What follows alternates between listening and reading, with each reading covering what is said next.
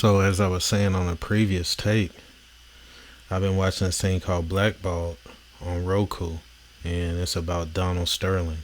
All right. Now, this is the thing that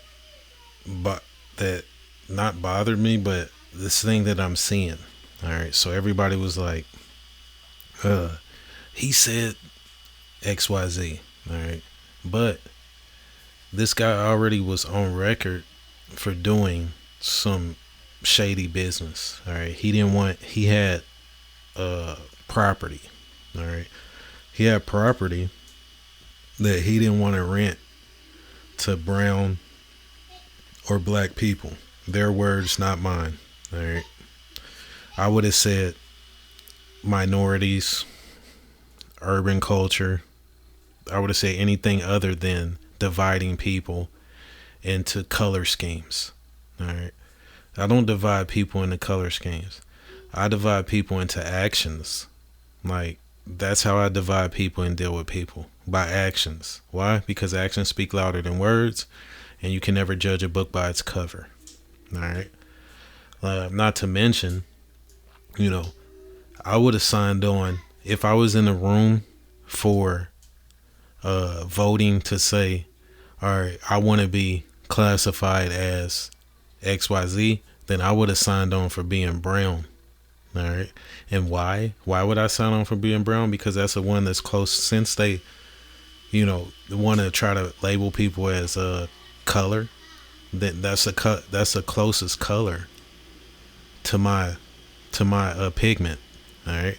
I call these pigment problems. All right.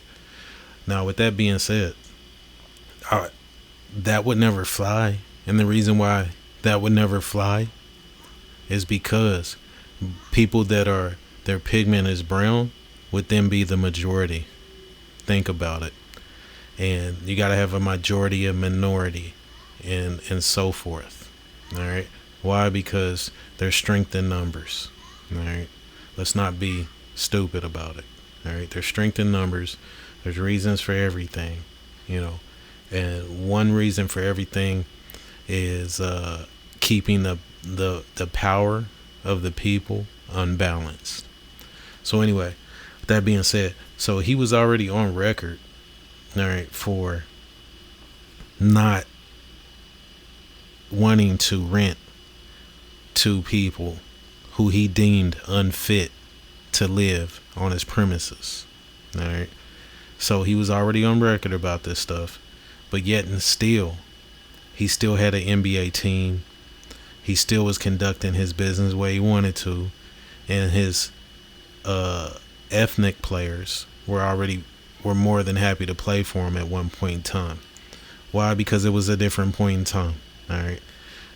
Things change over years. People get more sensitive as life goes on, and people get more boisterous, and actions, so forth. Which, kudos to everybody that stood up at that point in time, for things that they didn't want to do or things that they didn't want to do. But at the end of the day, what you choose to do in life, regardless of who signs your paycheck, is what you choose to do.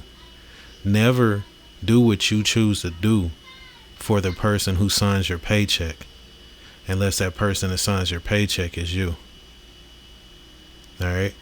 There's another thing that I always say to people, like, you got people that will be making silly comments like, where's your boss? Your boss. I'm quick. One time I was at a job, and none of this stuff ruffles my feathers. All right. I could care less. All right. But, there's a person that says, where's your boss at? And I'm like, I don't know, in heaven. If that's what it's more so of a riddle, what I'm saying, to a person that understands what I'm saying. And what I'm saying is this right here. My boss is my creator. All right. Anybody that else that's put in place in a job, then are they a boss? Yeah, they're a boss. Yeah, absolutely. They're just not my boss. All right. At any given time, I could say, this place isn't for me. At any given time, I could say, no, I don't want to do that. Or I don't want to do this. All right. however it may be. Your boss is whoever you allow to be your boss. All right. And some people need to realize that a title doesn't, give you the authority to be that person's quote unquote master.